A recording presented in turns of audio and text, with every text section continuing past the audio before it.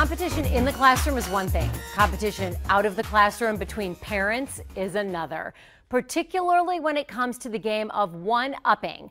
Then you add in a troublesome sister-in-law, and you have a mom on the edge begging for Dear Snarky's help.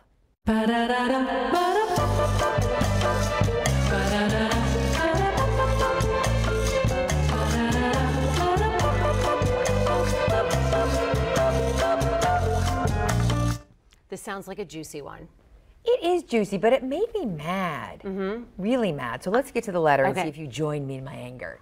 Dear Snarky, I think I need to get my nephew out of my daughter's third grade class. The problem isn't my sweet nephew, it's his mother, my sister-in-law. She's the most competitive person I have ever met. My nephew was in private school until my sister-in-law decided it wasn't good enough. So now he's in public school and in my daughter's class. This means for the entire school year, all I will hear about and see on social media is how much better her son is than my daughter. Also, my sister-in-law will attempt to totally take over the class by basically camping out at the school. I'm getting anxiety just thinking about it. Do you think I'm overreacting, or would you change classes? Signed, Worried. She's taking a lot of leaps there. She is hasn't happened yet. A lot of leaps, and why get the kids mixed up in that? It's an issue you have with your sister-in-law. Right. Just keep it among the adults. So here's my advice.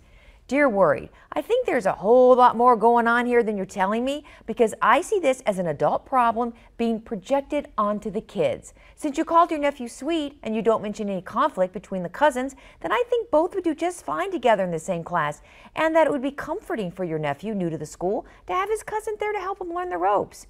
Yes, your sister-in-law sounds like a piece of work, but do you want to spend the rest of your child's entire school career dodging this woman? The loser won't be you, it will be your daughter as you yank her out of this and that so you don't have to deal with your sister-in-law. You can choose not to play your sister-in-law's competitive games, and when she goes off the rails, just do what my mother did and just say, well, bless her heart, and move on.